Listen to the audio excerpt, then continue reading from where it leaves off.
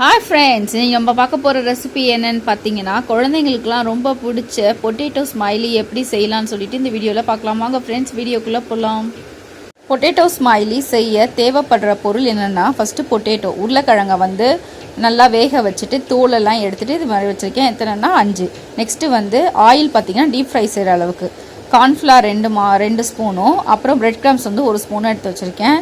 Next பார்த்தீங்கன்னா உப்பு தேவையான அளவு, அப்புறம் ரெட் சில்லி ஃப்ளேக்ஸ் வச்சுருக்கேன். அப்படி உங்ககிட்ட இல்லைன்னா ரெட் சில்லி பவுட்ரு, மிளகாத்தூள் பவுட்ரு ஒரு 1/2 ஸ்பூன் எடுத்துக்கோங்க. நெக்ஸ்ட்டு பெப்பர் பவுட்ரு ஒரு கால் ஸ்பூன் எடுத்துக்கோங்க. இதுதான் நம்ம பொட்டேட்டோ ஸ்மைலி செய்கிறதுக்கு தேவைப்படுற பொருள். ஃபஸ்ட்டு ஒரு பவுலில் இந்த வச்சுருக்கோம்ல பொட்டேட்டோவை, இது நல்லா மாதிரி ஸ்மாஷ் பண்ணிக்கலாம். எந்த ஒரு கட்டி எதுவுமே இல்லாமல் நல்லா இதை மாவு ஃபார்மில் நல்லா பிசையணும். நல்லா அந்த கட்டி தட்டெலாம் இல்லாமல் பிசைஞ்சுக்கோங்க.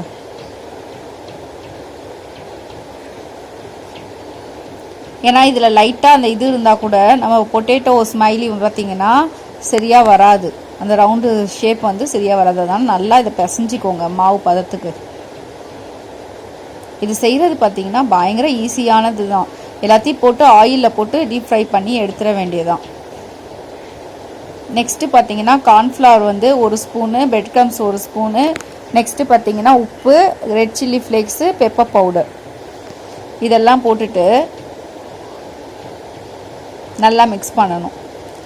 இந்த பாருங்கள், நான் நல்லா மிக்ஸ் பண்ணிட்டேன். இந்த ஸ்டேஜில் சும்மா 1 ஸ்பூன் அளவுக்கு எண்ணெய் ஊற்றி மேலே தடவிக்கலாம். நல்லா இது மாதிரி மேலே தடவிக்கோங்க.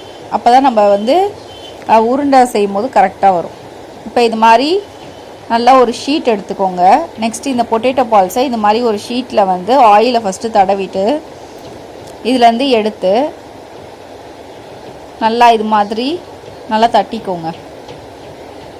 இல்லைனா ரோலர் வச்சு இப்படி தட்டிக்கோங்க. இது மாதிரி வந்திருக்கு. இப்போ ஒரு மூடியை வச்சு நம்ம இது மாதிரி ரவுண்ட் ஷேப்பாக கொண்டு வந்துடலாம். இங்கே பாருங்கள், நான் சர்க்கிள் ஷேப்பில் வச்சுட்டு மீதி இருக்க மாவை எடுத்துட்டேன்.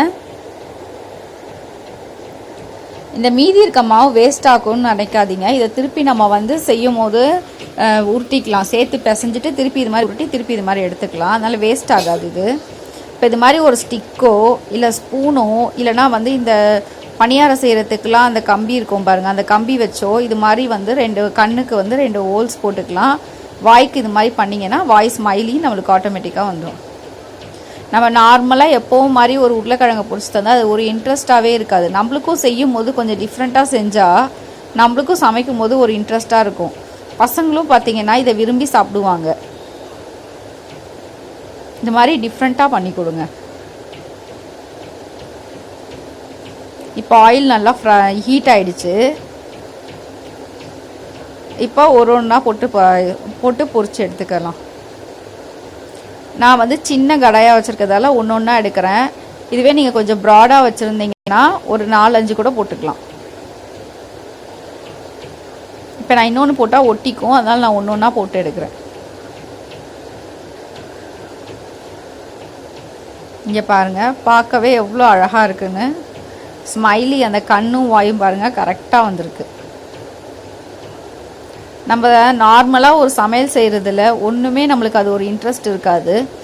இது மாதிரி நம்ம ஒரு க்ரியேட்டிவ் பண்ணி கொடுத்தா தான் நல்லாயிருக்கும். பாருங்கள் எவ்வளோ அழகாக வந்திருக்குன்னு. கலர்ஃபுல்லாக இருக்குது பாருங்கள் பார்க்கவே. மேலே கிறிஸ்பியாகவும் உள்ளே சாஃப்டாகவும் இருக்கும் இது. இங்கே பாருங்கள், அடுத்தது போடலாம்.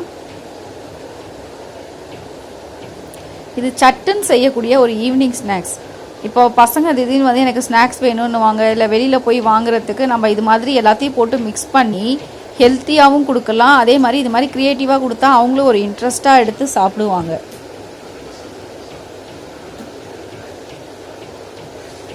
இது ஒரு சைடு வெந்துருச்சு, இன்னொரு சைடு அப்படியே திருப்பி போட்டுக்க வேண்டியதான்.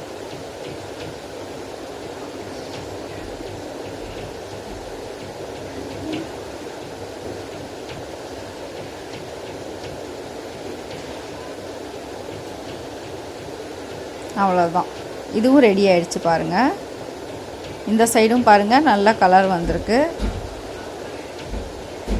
இப்போ இதை எடுத்துக்கலாம். பாருங்களேன் எவ்வளோ அழகாக ஸ்மைலி வந்திருக்குன்னு. கண் வாயெலாம் அழகாக வந்திருக்கு. அவ்வளோதான் ஃப்ரெண்ட்ஸ், நம்மளோட பொட்டேட்டோ ஸ்மைலி ரெடி ஆகிடுச்சு. இங்கே பாருங்கள், பார்க்கவே எவ்வளோ கலர்ஃபுல்லாக அழகாக இருக்குன்னு. ஓகே ஃப்ரெண்ட்ஸ், இந்த வீடியோ உங்களுக்கு பிடிச்சிருந்தா லைக் பண்ணுங்கள், ஷேர் பண்ணுங்கள், கமெண்ட் பண்ணுங்கள், சப்ஸ்கிரைப் பண்ண மறக்காது.